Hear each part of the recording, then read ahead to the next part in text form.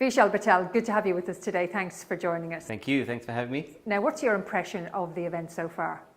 First impression, so first time at the event, and it's really good. I mean, great content, lots of really good debates about important topics that I think, hopefully will move the profession forward.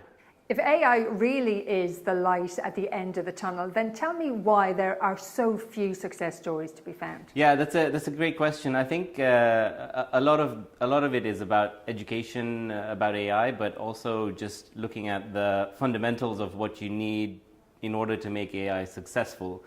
And one of those things is the data, right? People always focus on the front end of what AI might look like and all the sexy applications, but no one ever talks about the data. And that's, for AI to work, you really need to solve that problem first. What are the three main obstacles for procurement pros in making strategic decisions? Yeah, so we actually did a piece of research on this last year, and we surveyed, I think, about 400 procurement and supply chain professionals. And asked this very question, and what was surprising was that the answers that came back were all related to the problem of data. So the quality of data, the inability to have enough data from across the full procurement process, and then just clean, accurate data was part of the roadblocks for that. Tell me, how will AI enable smarter procurement? Yeah, so at Ivalua, our view is AI will enable three main things that we are actually looking to help procurement do.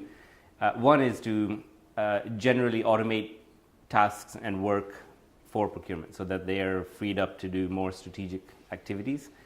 And that's things like, invoice processing, invoice matching, so automate that kind of stuff.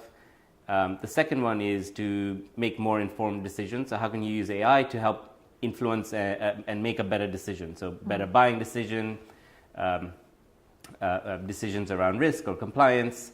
And then the third is actually a slightly different one, is how can you use AI to better engage with your technology solutions, right? So it's more about the user interface with your technology and how can you interact with the solution using AI. Do you think that fear plays a part in procure pros being hesitant in taking that plunge with a new AI project? I think there's a little bit of that, but actually there's a lot of interest from procurement to invest in AI applications. I think we're past probably the fear. I think there might be some people that still are concerned that AI is going to take their jobs, but I think that's largely going away. And procurement really views or really wants to see what the benefits that AI will bring their profession. And in our view, it'll enhance procurement and everything it does. Best way to negotiate a pay rise? Let me have it.